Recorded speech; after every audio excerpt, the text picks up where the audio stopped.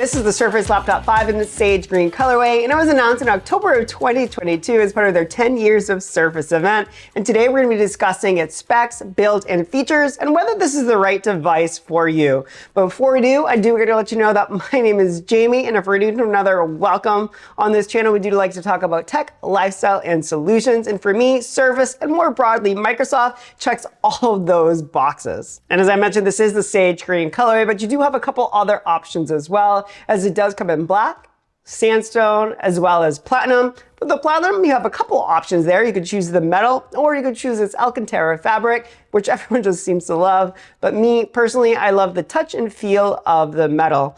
And what I really enjoy about Surface devices is that they have this simple, minimum, yet premium design and finish. You're not gonna find any stickers on its chassis, and it has a slim wedge design that is available in 13.5 or 15 inches.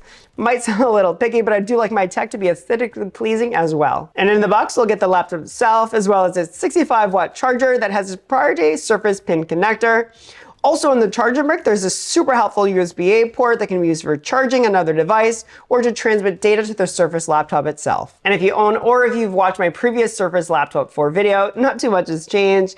It did get a generation bump with its Intel chip, and it does now have the 12th core generation i5 or i7. It's configurable with 8, 16 or 32 gigabytes of RAM. The 32 gigabytes is exclusively just for the 15-inch, 256 gigabytes of base storage, all the way up to 1 terabyte. But the kicker is that it's self-upgradable. So all you got to do is just know how to do that, and you can buy it off of Amazon. And if you don't, you should look it up and research it, because it's going to save you quite a bit of money. The USB-C is now a USB-C Type 4, aka Thunderbolt, which we love to see. What we'd also love to see if there's actually more than just one, but you will find that it does have a USB-A port, and it's kind of nice that they're keeping that alive, but it's only handy when it's handy, if you know what I mean. And I would gladly sacrifice it for an additional USB-C port. Speaking of sacrifice, I'd also even sacrifice the Surface pin connector. I know that it's great for safety and a signature Surface thing, but I'd also sacrifice it for the convenience of an additional USB-C.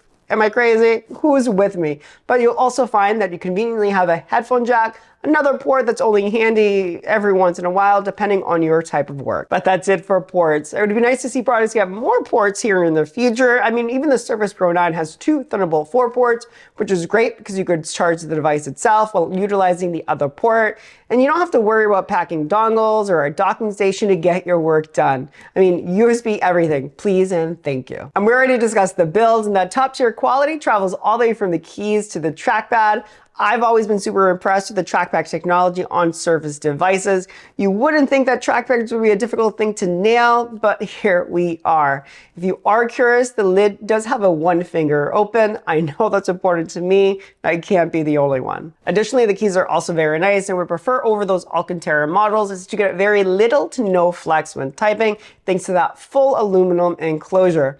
One thing you won't see on the surface of this Surface are speaker grills. And that is because the Omnisonic speakers that produce Dolby Atmos quality sound come from beneath the keys. And they sound great. The Laptop 4 was my first time experiencing this, and I was generally shocked at how well they sound. Now, although they do sound fantastic, I imagine they would be much louder if the speaker grills were actually there on the Surface. And then moving on up to the display itself, that's probably where most of my disappointment is with this device.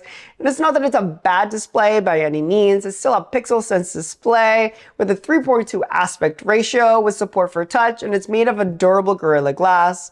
It has a refresh rate of 60 Hz, and it has improved its quality to 2256 by 1504 resolution, which is better than 1080p, but not quite 4K, and noticeably not as sharp as the Surface Pro 9.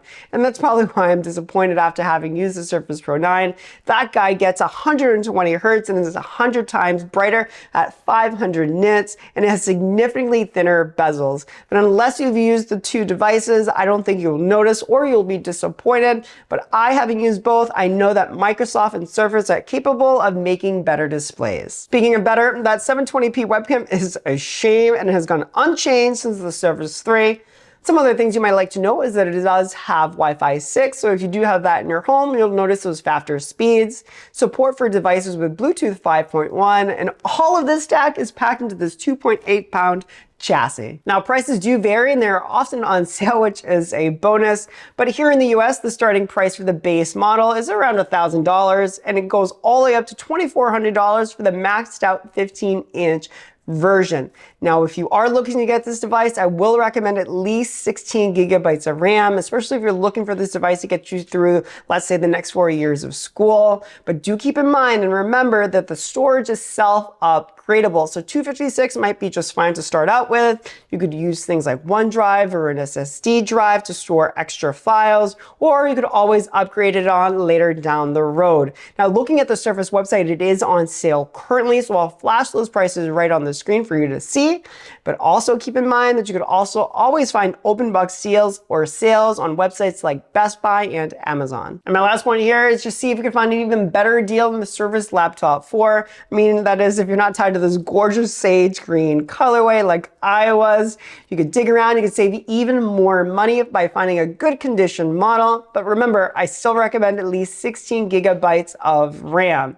But there you have it, another solid laptop from Surface. Personally, I'm torn because I love the Surface Pro 9. Let me know if you'd like to see any other comparison videos, or if you have any follow-up questions that maybe I did not answer down in the comments section below. While you're down there, don't forget to hit that like button if this video was helpful. Subscribe if you haven't.